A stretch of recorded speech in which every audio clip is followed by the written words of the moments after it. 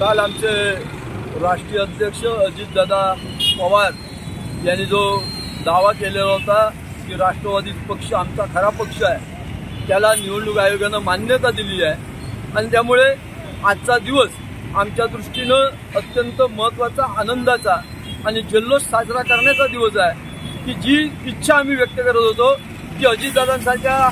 एका प्रभावी नेत्याकडे जो संघटनेबरोबर प्रशासनावर घट्ट पकड ठेवतो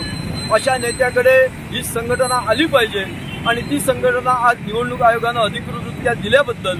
आम्ही सर्वजण निवडणूक आयोगाचं आभार व्यक्त करतो, त्यांच्या निर्णयाचं स्वागत करतो आणि खऱ्या अर्थानं गेली एवढी वर्ष जी खंत आमच्या मनात आहे की ज्या पद्धतीनं राष्ट्रवादी पक्ष वाढला पाहिजे, संपूर्ण महाराष्ट्रभर खोलवर गेला पाहिजे, ती खंत आज अजितदादांच्या नेतृत्वाखाली पूर्ण होईल। अजितदादा त्याचबरोबर आमचे राष्ट्रीय अध्यक्ष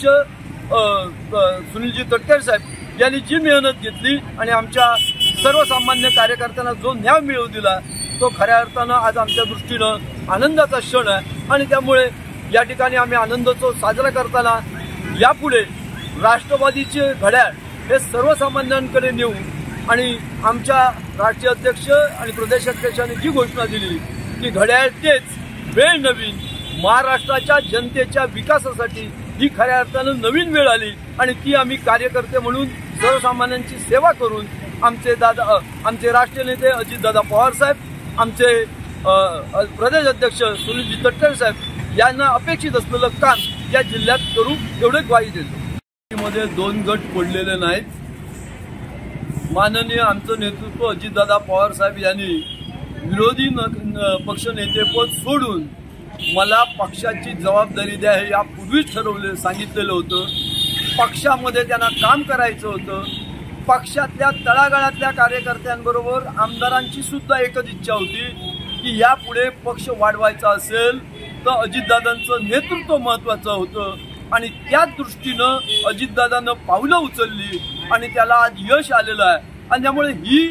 राष्ट्रवादीच्या सर्वसामान्य कार्यकर्त्यांची इच्छा होती की अजितदादा हे आम्हाला नेतृत्व पाहिजे, अजितदादांसारखं नेतृत्व आम्हाला राष्ट्रीय नेतृत्व पाहिजे आणि त्यामुळे अजितदादांसारखं नेतृत्व हे भाजपच्या खेळीला बळी पडणारं नाही आणि त्यामुळे विरोधकांनी अशा प्रकारचा